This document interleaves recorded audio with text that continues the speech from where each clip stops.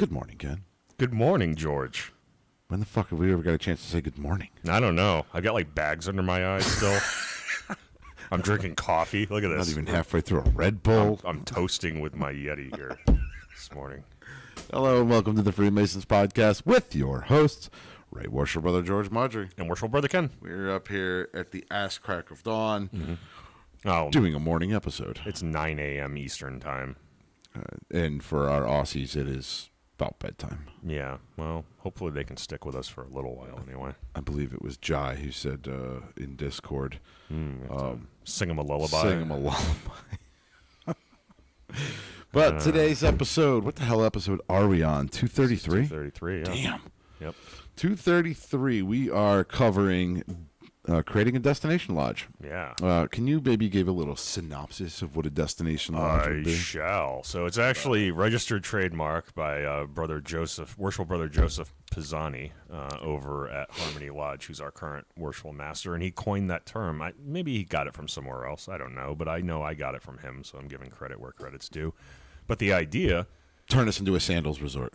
Yeah, to a certain extent. More or less, yeah. But basically, putting in amenities into your lodge to kind of increase the value proposition to potential members and to your existing membership, right? Have them come into the lodge for other reasons outside of just going to meetings and so forth, and also having some cool things for brothers to do, hang out after a meeting. Mm-hmm. So that's kind of his thing for the year, and he's done a lot of work in that area, and we're going to talk about the potential of doing that. That's awesome. awesome. In your lodge. So I'm going to give a brief synopsis after we go through the housekeeping BS, because we have a lot of shout-outs to give. We do. But I'm going to go into a brief synopsis on why this conversation was sparked between you and I about a while ago. Yeah. What? Well, you're going to talk about the venue where that conversation was had, and that's probably going to lead into some ball busting. I would imagine. Probably. That's the illusion here that you're making. But at any rate. Let's start with, as I've said it before, for whatever reason, America doesn't like on Apple reviews giving us a heads up as to when foreign countries give us a 5-star review. So I found a couple, and this is on Chartable I had to find. Yeah, Chartable's pretty good for Chartable's good for at least giving me everybody. So if I miss you from a country abroad, call me out on it, and I'll look for your 5-star review, and I'll read it aloud. Yep. But this one comes from let's scroll down here. Hugh Janus. Hugh Jameson. That's Janus. Huge Janus? Huge anus. Oh, I get it now. You clever boy. Oh, shit. And he's from Canada. Canadians, they have a sense of humor all unto their own. Just when I think God hates me, he keeps giving me gifts. Great reading of the Book of Enki, 5-star review. I finished Enki a little while ago, but this is what he had to say. I'm so happy to find this podcast in the reading of the Lost Book of Enki. The host reads it and interprets it, what is happening very well. I tried to interpret it as if, not mythology, but if like practicality. Yeah, like an 11-year-old would. No, not 11-year-old, but if somebody so there was a show that used to be on TV. It was called Battles BC. And they talked about, Moses parting the Red Sea, and they used it in practical military terms of how he actually did it and stuff like that. So they kind of, I don't want to say dumb it down, but they took the mythology out of it, that, the Red Sea was parted by God, which I'm not shitting on religion or your religious beliefs.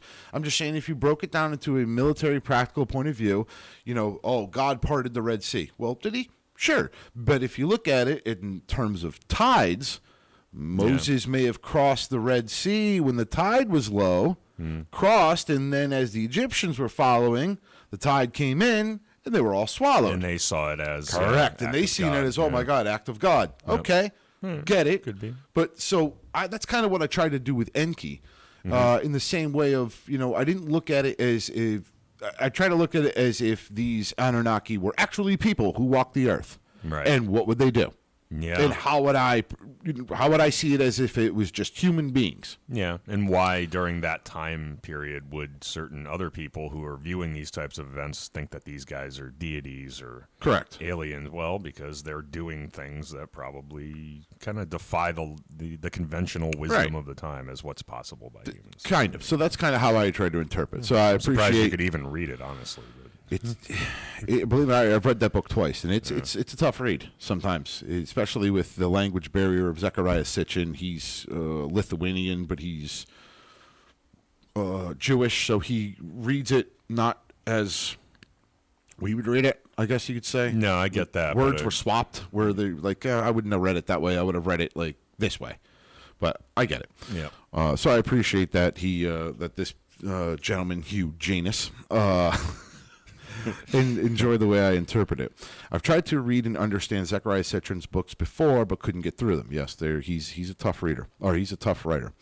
The host reading and interpretation is a 10 out of 10. Ooh, thank you. Wow. It's been 2 days, and I'm already listening to the reading of Tablet 7. What a fantastic story. So many ties to the Old Testament. By the way, the moon does indeed rotate on its axis. I did not know that. I thought the moon was stationary. No, the moon rotates on its axis. It just rotates in such a way that one side is always facing us. Yeah. So from our perspective, it doesn't look like it's moving. But yeah, it's in a tidal lock with Earth. Yep. I did not know that. Yep. See? Listen, and this is my interpretation of things. By no means am I a goddamn scholar or a fucking astrophysicist or anything of that nature. So I'm just kind of going off of something times just what I think. Doesn't mean it's right. Probably isn't. Meaning it rotates on its own axis and rotates around the Earth at the rate so that we only ever see one side of it. That's 100% correct. The host said at one point that the moon does not rotate on its axis, but it does. Okay. Again, false. I eat crow. It tastes like shit, but I do. Partially incorrect. That was bugging me. I'm sure it would, especially when you're like, oh, you're such an idiot. I do the same thing with Alex Jones. Also, in Egyptian mythology, similar to Anu, it was Osiris who had his wanker cut off and a fish swallowed it. Yeah. Okay, so there's a lot of stories from different mythologies that tie into, the Lost Book of Enki and the tablets of Sumeria. Yeah. Mm-hmm. This was also similar to Greek mythology, where Kronos does the same thing to Ouranos. With a sickle to free Gaia from constantly impregnating her and blocking her children from getting out of her womb. There you go. It's another, damn near similar to... Yes. To the Sumerian mythology. They picked and chose over time what made the most sense, right, for like their time period, right? So there's shared mythology across all of the ancient civilizations. So it's no surprise. Did I read this one from across the pond? Midlander, Great Britain, top show across the pond. Maybe. I'll read it anyways. 5-star review. His name is Midlander. Love listening to the Freemasons podcast. It does what it says in the tin. A lighthearted look at the world of Freemasonry with hosts who generally love the fraternity and Masonry worldwide. Yes, we do. Mm-hmm. This one's from Kevin S. James. Great show. Thanks for the insight and laughter. Great show. Longtime listener, and because of the show, I now complete my EA on the 26th of February. Yeah, I'm dating back here. Love to hear that. In Calgary, AB, Canada. Alberta. Yes. Keep it up, and thanks for the insight and laughter, Kevin. Mm-hmm. Awesome. Our pleasure. Anytime. It's great to hear that when a brother is, gets interested in Freemasonry or is about to take their degrees and they're inspired to do so by listening to the show. That always warms our hearts. This one's from the Crane Guy, Apple Podcast, Canada. Not just another Masonic podcast. I always wait in anticipation for the next episode. George, Joe, and Ken have a great podcast chemistry. They make you feel like you're hanging out with the boys. Keep up the good work. I love listening. Always leaving with a smile. Thank you, brother. I always end up leaving with a rash. Yeah. Or hurt feelings. Yeah. It's usually hurt feelings. We have to go have a beer after. Yeah. I'll read one more. So we had a lot come in since the last episode. No, these are dating back. I just may have missed them. Yeah, this one's from 12/28/21 from Great Britain. Yeah, they the were problem outside is the market. Apple doesn't show the 5-star reviews that come in from other countries. Yeah, but you say I that don't like know why. you say that all the time, and then I've told you several times that Chartable aggregates all of them from around the world, and now it's like you're seeing it for the first time now. It's not that I'm seeing it for the first time. It's You're just angry about it. I normally go into the Apple podcast, right, rather than Chartable. So maybe I should go to Chartable from now on. But I always go to Apple and I just read them, and then later I'm like, after I leave, I'm like, oh shit, I forgot to go to Chartable. Yeah. Now, usually I have that open in a browser tab, and I just check it every once in a I while. probably should from now on. So I'll read this last one. This is from Harry325751. Last one, and then we'll move on with this episode of shenanigans. Harry Heinous. Hey, it could be better. His name could be Hugh Jass. Hi, guys. Love this podcast. Been very eye-opening. I have been interested in it for a while for Freemasonry and stumbled upon your podcast. I was hooked. Nice. I have since pledged my interest with a Mason, and I know I am set to join in 2022. Well, I hope you did. Yeah. Keep up your great work. Vivat. Nice. All right. That's it. All right. I'm good. Toast him, Kenny. All right. Brother, right hand, two arms. Two arms. Ready? Ready. Aim. Aim. Fire, good fire. Fire all. Love doing shots of Red Bull. Together, brother.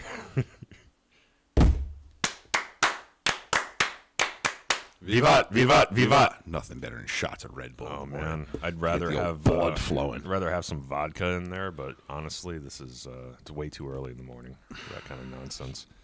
They used to be like when I was on a. Let's do some caffeine pill rippers while we're at it. We'll God. get this morning started off good.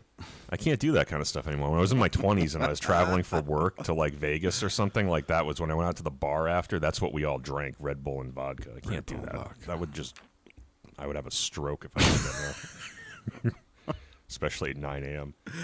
All right, so let's get into why this whole Instagram? Destination Lodge.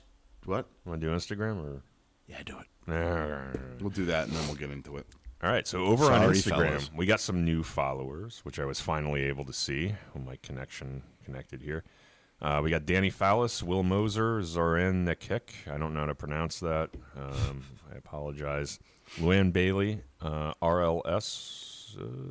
Well, it's Square and Tijuana Masons. Right on. Welcome, brothers. Derek Runge, Logan Childers, Mitkits. Words are hard. FMP words. That's a new one. I love it. I want to know who the son of a bitch who keeps making these things. You'll never figure They're it out. freaking hilarious, though. I'm sorry. They're funny. Words are hard. It's just a pile of books as the profile picture. I love it. Bill DeTozio Ayers, O.T. Noble, Riley Nolan, Randy Gunter, Durrell, Luke Alsop, Phrase Lega, which is it's another Masonic lodge, it looks like, based on the profile picture, south of Seattle, Master DeSanti, John W. Ford, and Bill. Thank you, brothers and friends. I hope that whoever's making all these little freaking like joke pages like Bounty Hunter Degrees and FMP Borgs and Yep. I hope that eventually they come forward because I would love to have them up here just to talk about like all the freaking shit that they've done and why they're doing it because I think it's freaking hilarious. Nobody's owned up to it either. No, which is kind nobody of owns up to it, but I thought it was the Schultzes, honestly, thought it for was a while Schultzes, too. because they're very creative like that. But I don't know. it's freaking hilarious. Yeah. I die laughing. And I'm sure there's got to be some copycat out there who's doing it now, like making extra pages. Well, it's probably like a Taking up slew the of people. mantle. Yeah. It's freaking funny as hell, though. Yep. I'm enjoying it. All right, Ken. Yeah. Time to shit on you a little bit. Okay. I'm We had a ready. conversation at your gun club Yes, we did. when we were sitting down having a beer, and my son was being a pain in the ass because he wanted to go get his new phone. Mm-hmm. But we were having a light conversation, and I said, you know, well, we were now, mind you, do you want to describe your gun club first? Like Just so people the can- overall venue. the overall venue. It's a private club in the hills of Connecticut. It's I forget how many acres total, but there's several ranges. We've got a very large trap field, which is a shotgun clay sport for those who might not know. We have a skeet field as well, which is another clay sport. We have a rifle range, 100-yard rifle range, with probably, 8 or 9 different ports, covered ports. We've got a pistol range, outdoor pistol range as well, and we've got several plate shoot areas and Texas tree and that kind of thing. So it's a pretty large club, and we've got a clubhouse on site and a bar. Obviously, if you're going in and drinking, you do not go back out on the range. It's safety. Safety is a huge priority there, which is why I'm a member of that club. I really do love it. Yeah. So we went up there and we did our FMP second range marksman challenge, I guess. And then we did our second range day. And the first, part of it is I wanted to take my son to go shoot his little 20-gauge shotgun. He ended up hooking up with a couple of guys who were there, and they were skeet shooting, and they took my son under their wing, which, shout out to those guys, man.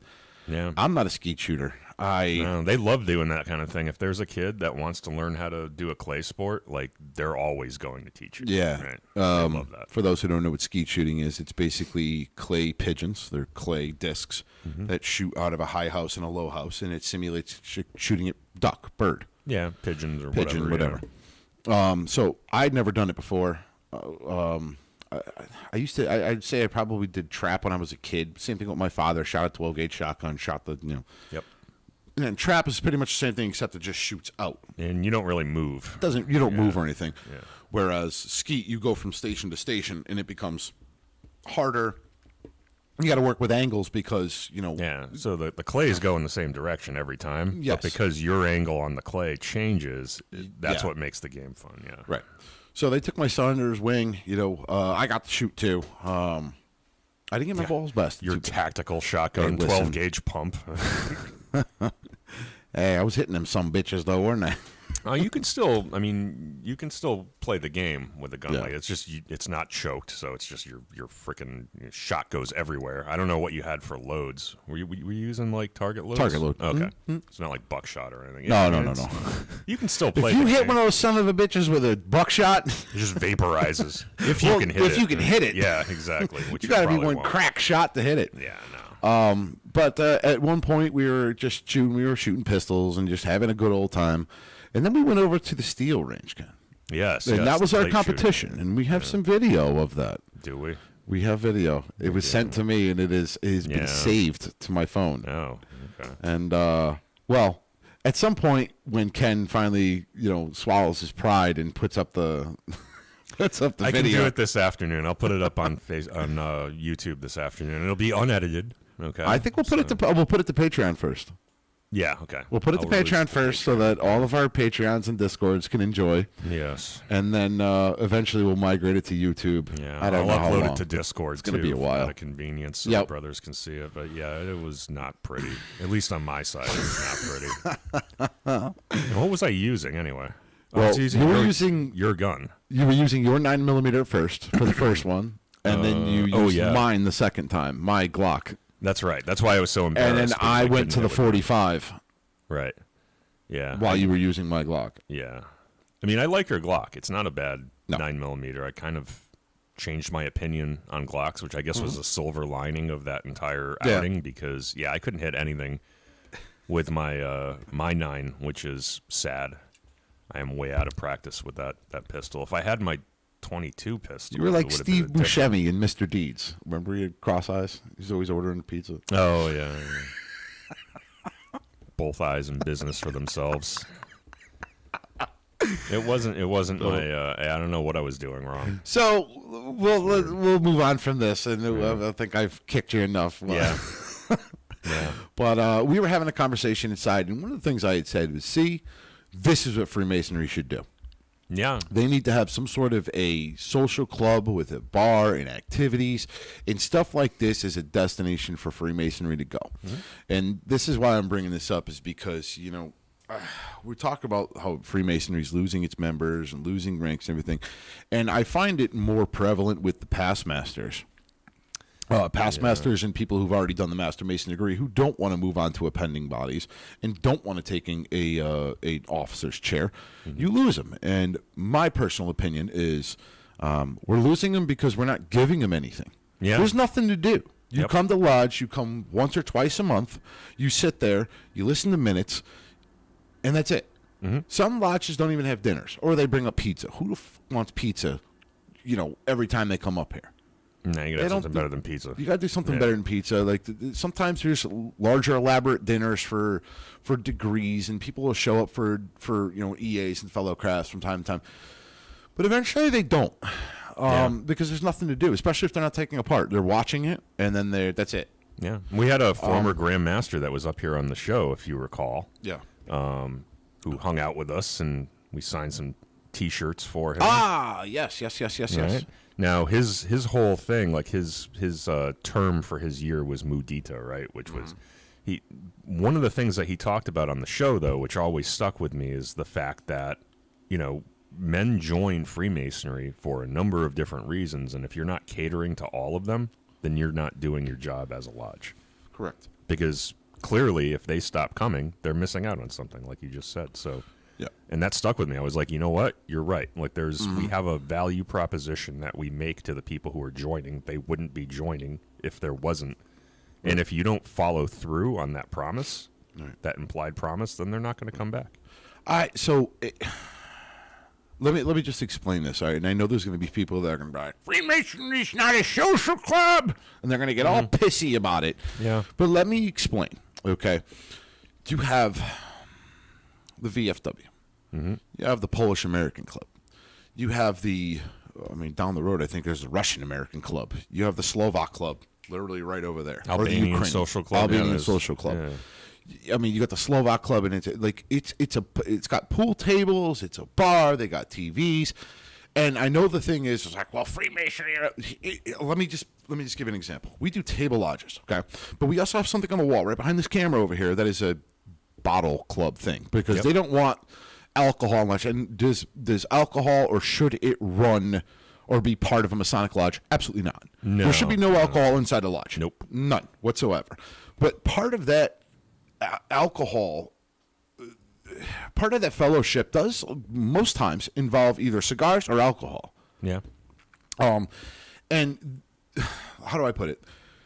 Before there were some lodges that went to a bottle club, which is why Morning Star is a bottle club. I think yours is a bottle club. Harmony is as well. But there are some lodges, and I don't want to give a destination because it kind of gives it away, that refuse. We're not doing that. We're just going to not have alcohol in our lodge. Yeah. And they used to have very, very large table lodges where people from all over the state. Oh, so did they not serve alcohol? They stopped serving alcohol at the table lodge. Oh, okay. Because they didn't want it in the building at all. All right. And you watch a table lodge of roughly 100, 200 people show up, Masons show up, to now they don't have anybody show up.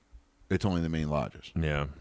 So, and I understand that, the thing is Freemasonry is not a bar or not a social club. Look, but however, it shouldn't be about alcohol. It shouldn't be. But maybe you can Google search these images, and we can put them up in the thing. And we kind of talked about this, that, historically, Freemasonry got its start in bars, in taverns.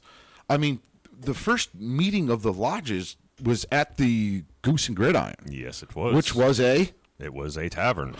The Boston Tea Party got kicked off at a Masonic lodge, but in a place called the Green Dragon Tavern, which was a tavern. Bar. Yeah. In the lodge, St. Andrews met right above it. I think it was St. Andrews number 2. So to sit there and say that, like, Freemasonry is not intertwined. No, I'm talking about the old, like, 1900s photos of, like, you know what I'm talking about, right? No. Table lodge photos from the 1900s? No, not table lodge. Okay. Type in Freemason, vintage Freemason posters. Yeah. And I'll show you what I'm talking about. Let me Google that for you. Whoa. No. Scroll down. Let me see if I can find it. I'm gonna look at this for I don't know, but I'm enjoying it. Oh God. Where is this stuff coming from? What? Yeah. Scroll down. We're looking for this posters, folks, and you can see. Yeah, that's not Freemason shit. Maybe your search history is different than mine. All right, maybe type in. Let's try Freemasonry. Yeah, so these are those old, like, those are the old Masonic family type posters. And type in Freemasonry at refreshment.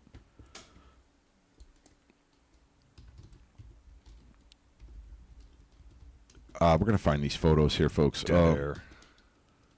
But they're like old 19. I would say they're from like there. You go, right there. Are you a Mason? These Boom, are, click on so that. those are actually postcards. But yes, this one Postcards. is from- Okay, all right. And there's a bunch of others, but for now, there's a just ton put of that. them. Just put that one up for now. Yeah. Okay. And then we'll go from there. We found the image, but yeah, I mean they're old Freemason postcards, but you'll see when as soon as Ken puts this up, that was part of the enjoyment of Freemasonry is going to refreshment, hanging out with your brothers, Right. having a drink, going down to the tavern. I mean, I think it's pretty cool that Morningstar Lodge up here is right above Jimmy's, which is a tavern, bar, whatever you want to call it. Yeah, most lodges don't have that opportunity. I think that's a great opportunity. The fact that you guys have like a really good restaurant run by good people right below your lodge, like that harkens back to a previous era. And truthfully, we go downstairs, we're all in suits and we're in tuxedos, and it catches people's attention. What the hell are these guys doing? And we don't get loaded, right? Like we're still respectful. No, and, polite and like right. So and realistically, like we go into. Just put it over Old Glory, I guess. Yeah, you don't have to put it over our face, but if you want to, you can put it over your face. I want people to be able to see. Shame. Right. But we go downstairs and we're in tuxedo and we're in suit. That's the first thing people ask. What are you guys all about?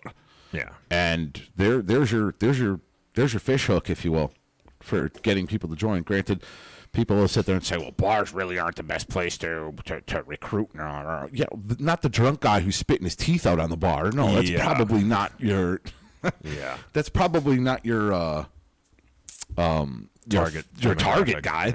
But there's got to be people that are just hanging out, having dinner, having a drink, that are totally fine. They're not screwed up. They're not jacked up. They're not, So this right here, you're seeing an image. It says, "Are you a Mason?" And it says, "From labor to refreshment." And this is. What are they doing? I don't know. They all have red noses, like they're like like super alcoholics, and they're all running toward the bar. This is just an example. Like this is showing they're all running to the bar. Like they're done with lodge. They're still in the regalia, but they're heading to the bar for refreshment. That's what they're going to do. To socialize. Yeah. You want to bring up another image? See? I can do that. I know. I'm making you work. I'm sorry, No, Ken. that's all right. That's the job. I'll give you a raise. Yeah. Right. Sure. Just do the same thing. Type in labor and refreshment. Go click on that picture, and there's a bunch of them below it.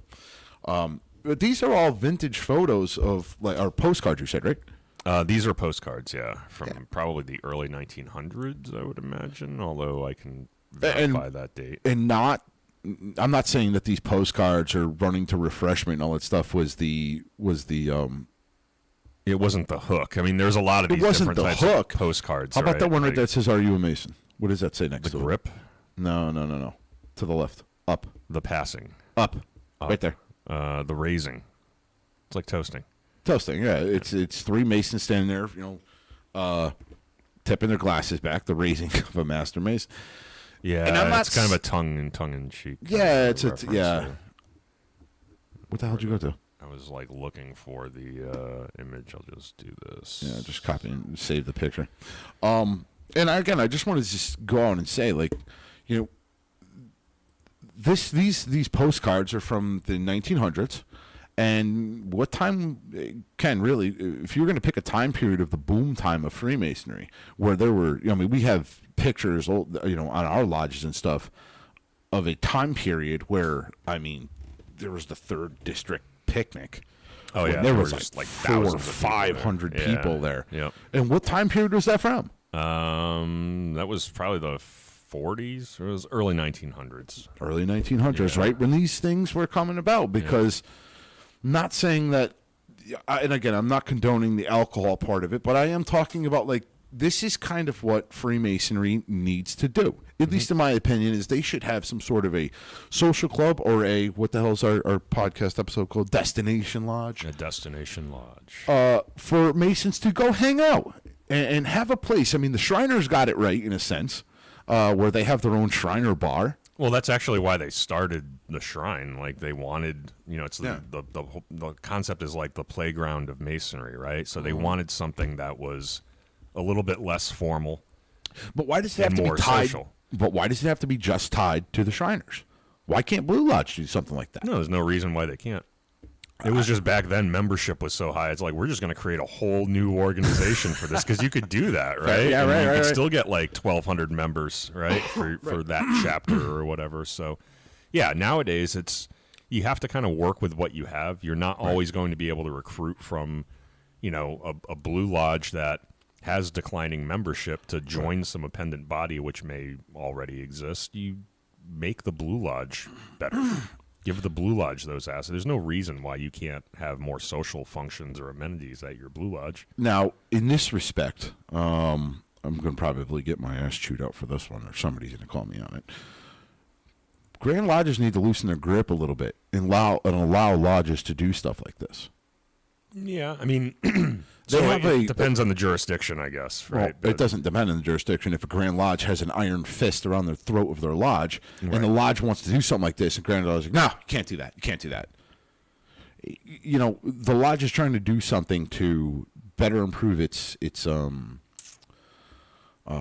membership and its renown, I guess you would say.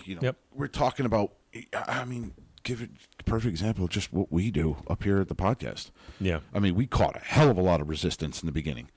They wanted to shut this shit down like crazy. Yeah. Well, it wasn't until a said Mason started sending screenshots of all the people talking about joining Freemason to a certain individual, and that shut him the fuck It was also a new thing, right? it involves technology, right? Like, change is hard, right? But as soon as they kind of see, well, yeah. But as soon as they see what these types of things are about, they tend to be a little bit more progressive about it, I think. And we're not talking about like setting up a bar in the lodge, per se. Just allowing for brothers, if they want to bring alcohol in a legal way, that's within I'll give you an the example. law and responsible, they can do it, because that fosters socialization. I would give you an example. Okay, it didn't play out this way, but let's say it played out. Okay, as we know, the owner of the building, Jim Principe, he passed away. Yep. The owner of this building, he passed away.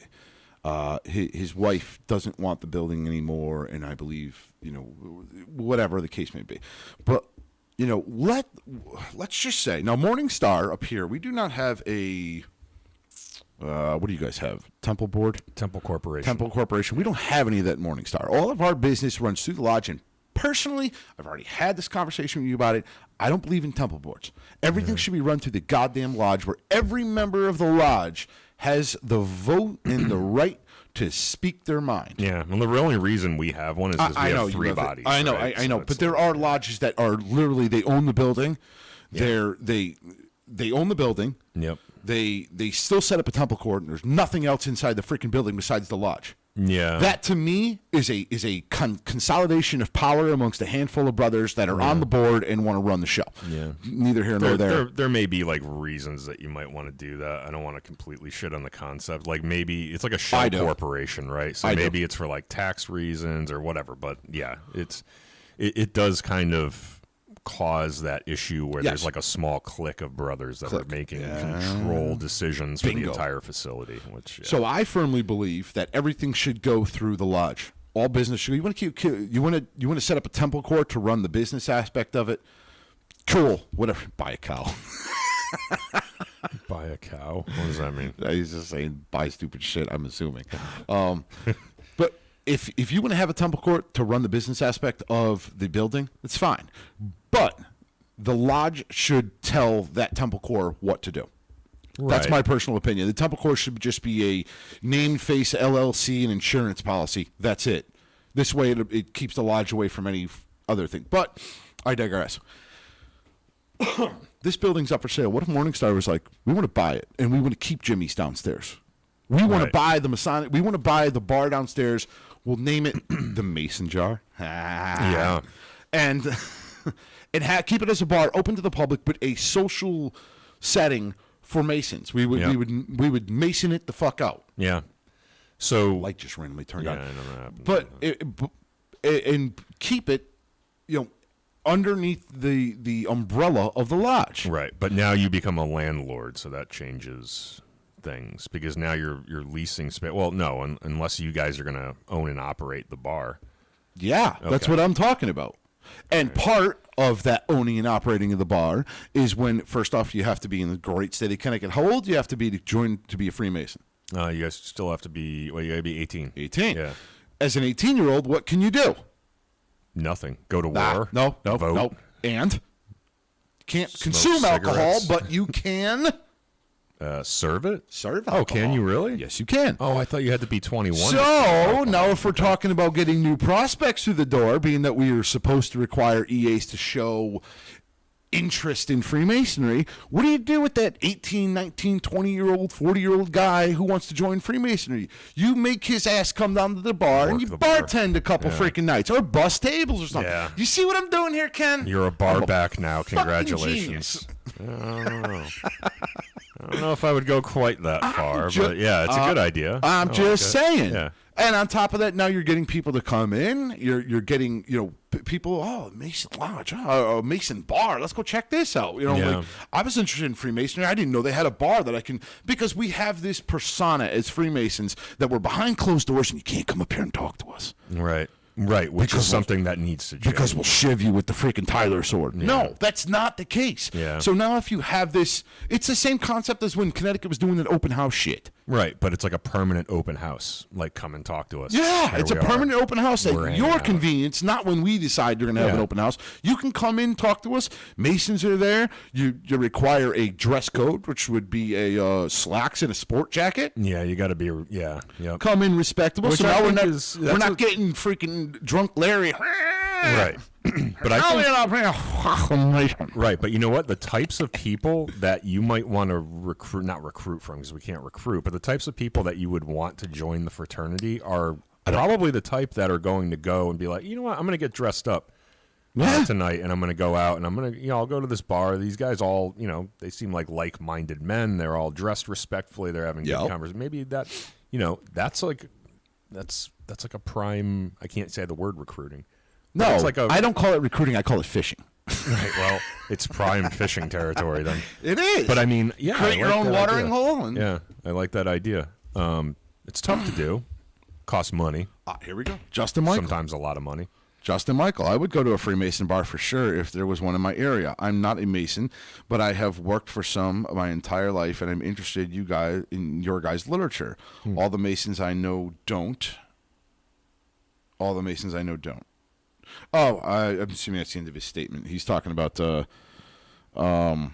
there's no Freemason bar, and it doesn't. Okay, take the freaking alcohol out of the damn thing.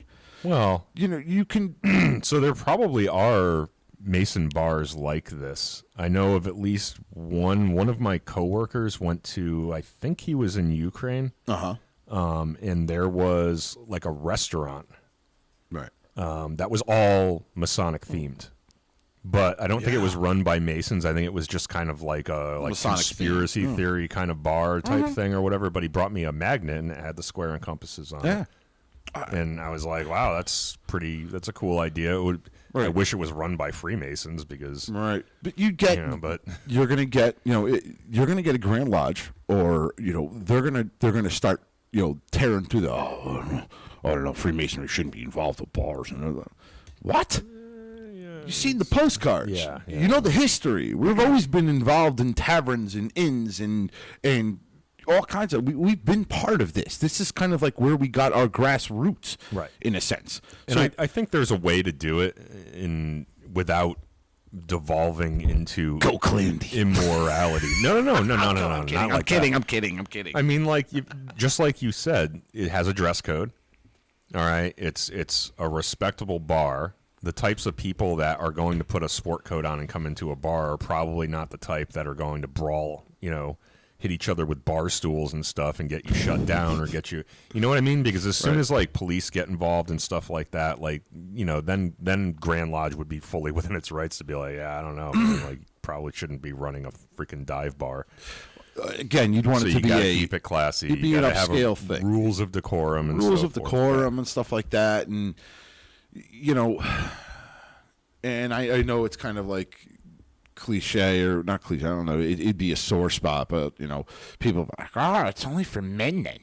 No, it doesn't have to be. You can bring your wives, girlfriends, or women can come in too. It's just a bar. Just a bar. In the end, it's just a freaking tavern for a bunch. I mean, girls can go there and pick up freaking dudes if they want. Or just go and have a nice quiet night out. Lonely at freemasonry.com. The mason jar. But I'm just making a point, though. Like, it's still, in a sense, a bar. But it's a place where young men who wanted to join Freemasonry, young men, old men, what freaking men. Well, there's a lot of women that are interested in Freemasonry, too. Sure. I could see them wanting to go to a place like that. Of course. I was getting blood drawn for, like, my physical, and the nurse that was doing the blood draw saw my ring, and she's like, "Oh, you're into the Masons?" I'm like, "I am a Mason." I'm like, you can't just go around wearing this ring. No, it's fine. It's just an advertisement for freaking something. Pop-up ad. And she was like, "Yeah, I know a couple Masons. I didn't know, like, this is the first time I've ever, like, had a patient that was a Mason who was asking me all kinds of questions and stuff." She would go to a bar like that. Right. Interested in the fraternity. Justin Michael, don't put any signs or advertising at the bar. The only people that will be there are Masons and people at Masons. Right? Yeah, now see, I don't know. Then it becomes a private club. Then it becomes a private club. Different. And don't want it to be a private club because, I mean, realistically, we got all this space over here on the inside that you guys can't see. We could do the same damn thing over there. Just put up. We got to actually have a small little wet bar over here. Just set it up and do a freaking it's bar. not a wet bar. A wet bar has a. What is it called? It's just a bar. Just a bar. Okay, Dry whatever. bar. Dry bar, whatever the fuck it is. It's a bar. We could set that up over here and do it up here in the lodge, and because we're a bottle club, we could just do that. I mean, you guys have the same thing similar in Waterbury. Yep. So we'd want it to be, and again, I wouldn't want it to be invite only or Masons. Right. But you don't have to. I mean, I like where he's going. You don't have to canvas the entire. You know what I mean? No, you don't have to go into competition with the other bars in the area. Like, it should just kind of be an organic kind of thing. Yeah. It's open to the public, but Open to the public, you also but- got to show up looking not like a smashed bag of ass to get in. Right. And if you're looking to get loaded, this is not the place for you because we'll cut you the hell off. Yeah, I mean, realistically, bartender should cut people off. I mean, in the state of Connecticut, I mean, the law basically states that the bartender is liable if they freaking, or you can be sued or get in trouble if you let somebody leave the place completely pie-eyed and drive their car home. Right. And we're not this would not be a money-making venture. I mean, obviously it would make money, but we probably wouldn't be looking to make ridiculous profits. We're not in it for those same reasons. Realistically, if you look at it from a business aspect, even if you did make ridiculous profits off it because of it being a bar and being an establishment and people are coming to pay for drinks, there's your offset for your dues or your lodge expenses. Yep. On a daily basis and not just one thing at a time. Yep. You know what I mean? Well, we're going to raise some money doing a freaking, spaghetti or a chili cook-off or something. Yeah. Oh, there's another one called Joe's Bean Soup, too. That's Oh, yeah, I saw that one. Yeah. Better than Joe's Bean Soup or something.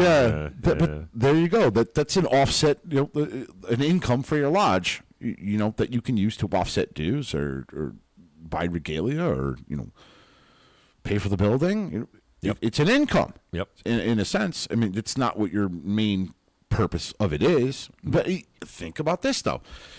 Even if you do this whole adventure of getting a tavern, making it a Masonic theme, people come, they want to join the Masons. Oh, this is where we go to join the Masons. We can meet them and all that stuff. And it's a neutral setting in a sense for Masons to meet the John Q public who wants to join Masonry but doesn't really know how to. You hand out petitions, you get these members to join. Guess what? Now they're dues-paying members of your freaking lodge. So now it's a double income if you think about it. You're getting income from the bar, but now you're also getting income from Masons or men joining Freemasonry, paying their dues and becoming part of it.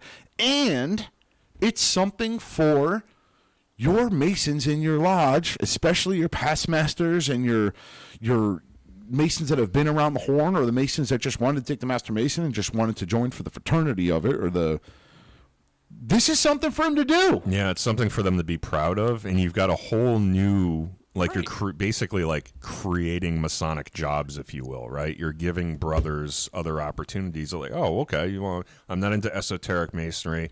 I'm really not into leadership and stuff. I'm not good at ritual. I don't want to join the line. Yeah. But hey, I can go downstairs and work the bar.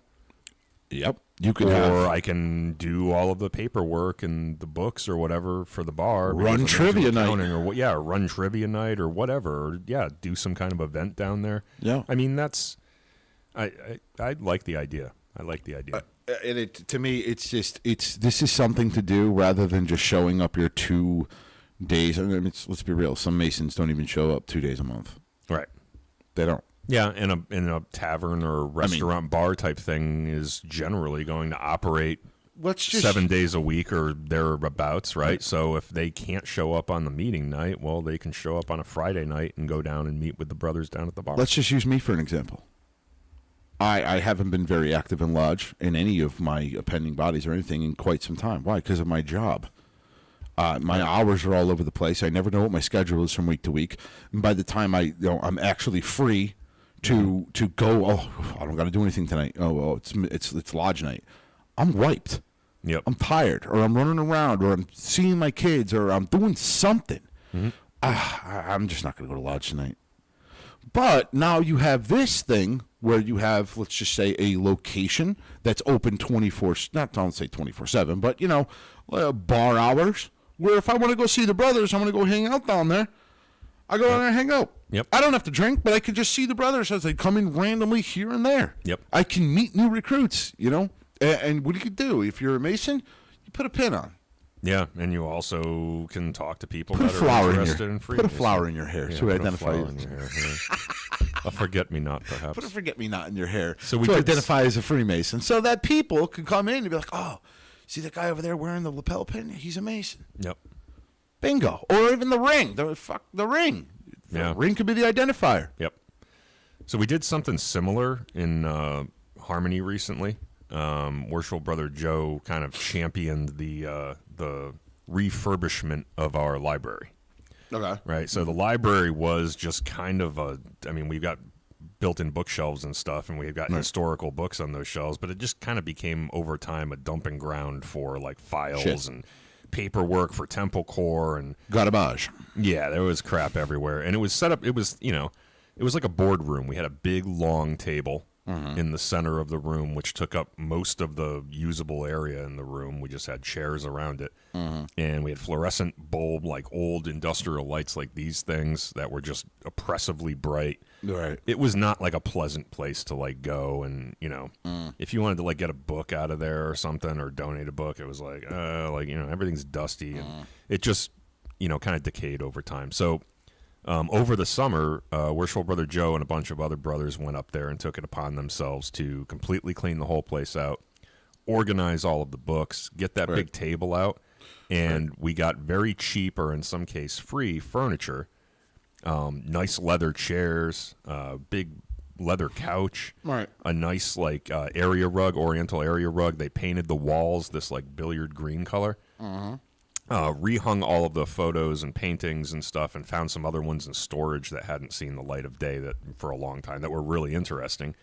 One of them was there's I believe it was the guy who we named the library after, Nelson J. Welton. I think it was like his Master Mason's certificate, like the old diplomas that you used to get when you were raised. Right. He was raised the day that Abraham Lincoln was assassinated. Oh, wow. We happened to see the date, and we're like, wait a second, and looked it up, and he was raised on the date. Yeah, that Abraham Lincoln was. So that these kinds of things, we never even really knew. They were just in closets and stuff around the lodge. So we hung them up on the walls. There's an old old musket up on the wall that one of the brothers donated. It looks like a lounge, like a really nice, well-appointed, respectful lounge. We're allowed to bring, responsibly, consumed beverages up there. So we have coasters and stuff, and you can go down to your liquor locker and bring up, a glass of bourbon or something. We've got a couple chessboards and some other games. So, if you want to play a game of cards or have a game of chess or something like that. And basically what ended up happening is after all of that was done, now you start having brothers show up that have keys to the lodge anyway because they're officers or have access because they're members, and they're just going up to hang out in the library. Right. And then we have our group text and so forth, and somebody be like, hey, when I'm going up to the library, they say, oh, yeah, I've got nothing going on. And then pretty soon you've got like 5 or 6 brothers that aren't going there to have a meeting and pay bills. Right. They're just going to hang out at the library. Right. And socialize. Some of them aren't even drinking. Some of them are just reading books. And I really think that, and this is why when they did the whole bottle clubs, it actually pissed me off. I get why they're doing it. It's the liability and right, it's all for that. legal reasons, I get that. But I mean, there are people who automatically assume that Masons are going to have a event with alcoholic beverages and it's going to turn into a shithouse mess. And that's got to stop. There are ways around that. Because realistically, there are policies and procedures and protocols, I would say, of certain officers who have responsibility to tell another Mason, you're done. Well, every brother has that responsibility. Every brother, but solely there's an officer. Oh yeah, who basically says, from a legal standpoint, you're it's done. like, yeah, the master. It's like it's all on him. So if you're the master or a warden, and realistically, I don't think many Masons do that. No, probably don't take it as seriously as. No, I'm saying like go to a Masonic venue with alcohol just for the sole purpose of getting smashed. Oh no, that's not. Most Masons don't want to do that. Yeah. We've had table lodges here. I mean, do some brothers get a little bit out of hand? Yeah, but most people, they're regulated. They're taken care of. They're not allowed to drive. Like, yeah, but it's amongst ourselves behind closed doors. So it's not like we're hurting anybody in public. No, in fact, bars have more liability, like regular bars, because I've seen people leave that really shouldn't leave. Correct. Local bars, right? Right. That's probably not going to be an issue if you've got a bar run by Masons, and it's not an issue when you have alcoholic, beverages at table lodges or something. We never let anybody drive. Let me give you a perfect example. Morningstar Lodge had never done a table lodge, ever. To least to my knowledge, it was never in our minutes. It was never recorded. None of that shit. Morningstar never did a table lodge. Okay. And we're going back some years now. We're going back, a couple of years. I wasn't even a district deputy at this point. I think I was a past master, and that was about it. Okay. We did a table lodge, and it was our first ever. And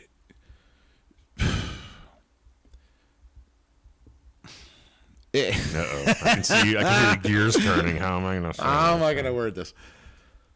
We had fun. Okay. Maybe too much fun. Yeah, well, it was like an inaugural event. First time. We had a little bit too much fun. Yeah. Everybody got home safe. Right. Everything was fine. Yep. Okay. Somebody had made mention that, there was one brother who ran his mouth that, it was bad. It really wasn't that bad, but kind of got us in a little bit of hot water. For a little while. Basically saying that it was too, there's too much alcohol flowing kind of thing. It wasn't as respectful as it should have been kind of deal. Yeah, okay. Realistically, it was fine. This is the one that we were talking about where in the minutes I had recorded that brother Michael Clavarino learned how gravity worked. Okay. Put that in the minutes. Yeah, that was pretty funny. Okay. But, as a lodge, I'm going to say matured, and we've done it a couple times, that really doesn't happen anymore. Yeah. Because it's kind of like, okay, we quote unquote, popped our balloon the first time. And as time went on, like it's not, we don't do it for that anymore. Right. The first time was more of like, all right, we all let our hair down. But yeah, it was kind of like the first time you ever had a table lodge, too, so, see it being celebratory. No different than any 21-year-old who goes to the bar for the first time in his life. Yep. Pending you haven't been drunk or drinking before. You go out, you have that one night. Everybody's had that. Yep. Everybody's had that night. Mm-hmm. But now, in I would say in our maturity, in our older age, I don't drink like that anymore. No, I wouldn't be able to drink like that. I have maybe a glass of bourbon, or I'll have, whatever the hell I drink, and then I'm good. Like, I don't go to bars or locations for the sole, purpose of, let's get fucked to get smashed. That's not my goal anymore. If you really want to get smashed, you can just do it at home. I mean, it's kind of the safest. And I don't think many Masons have that same mentality of we're going to go to table lodge to get fucked up. I don't see it happening. It's more for the brotherhood. Yes, we have a couple drinks. Yes, we do some toasts. We have some food. I know lodges do venison table lodges, which are fucking awesome. But that's not kind of what our goal is anymore. No, I go for the toasts, but it's the act of the toast, and it's what we're toasting, and it's like the energy behind it rather than the alcohol. Like I'm not going to try to get smashed off of shot glasses of wine.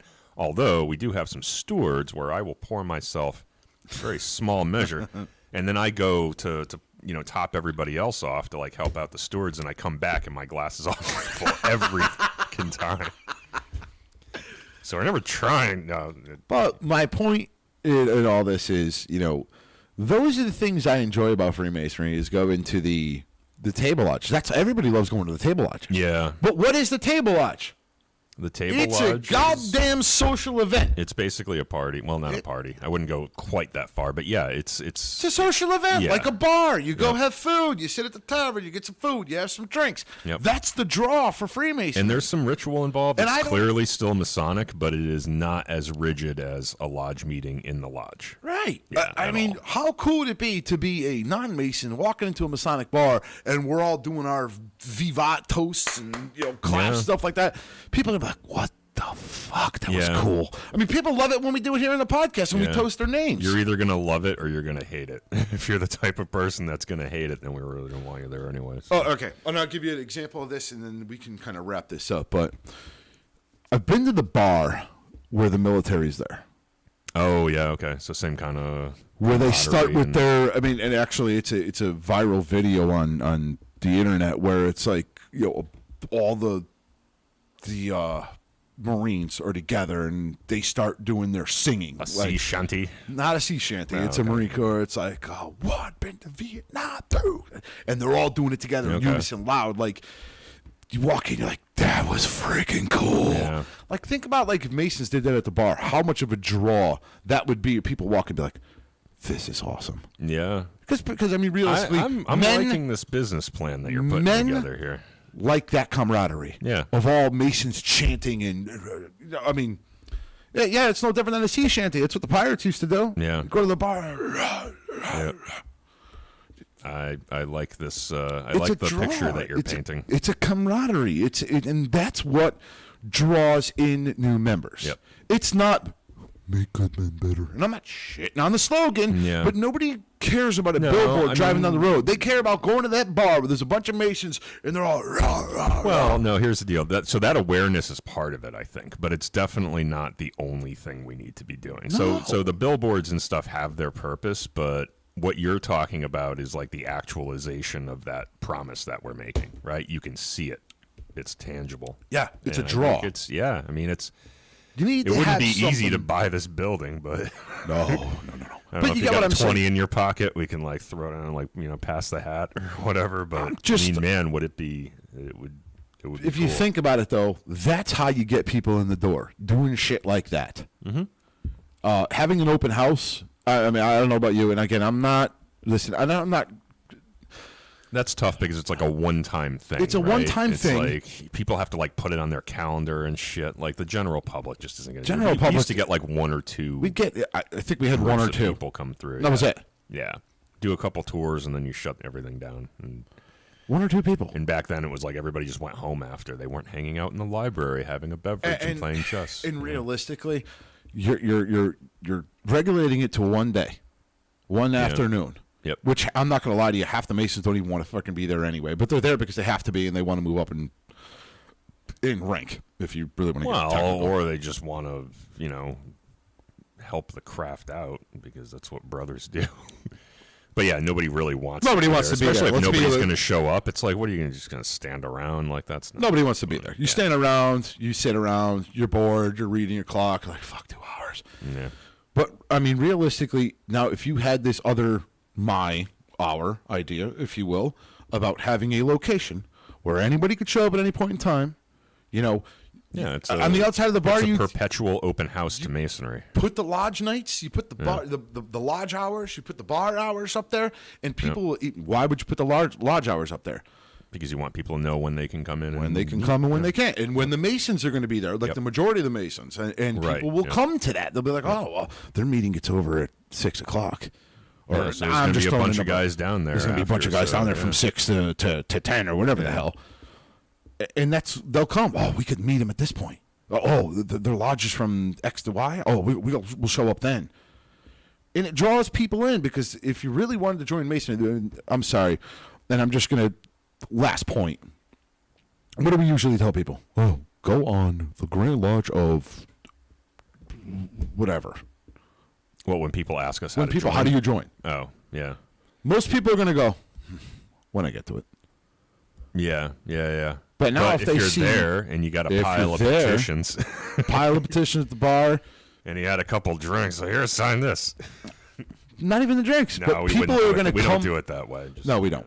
But people are going to come to that location, the tavern, bar, inn, whatever you want to call it, pub. They're going to come to that for the sole purpose of, I'm coming here to meet Masons in a neutral setting where I can figure out what I have to do next. I'm wondering if such a place exists as we're describing somewhere around the world, and if any of you brothers or any listeners out there know of one, let us know, because I'd be really, really interested to see what that does for, intake of new members. Me too. I'd love to know like the before and after, and kind of have like a frame of reference for that, because I think it's a good idea.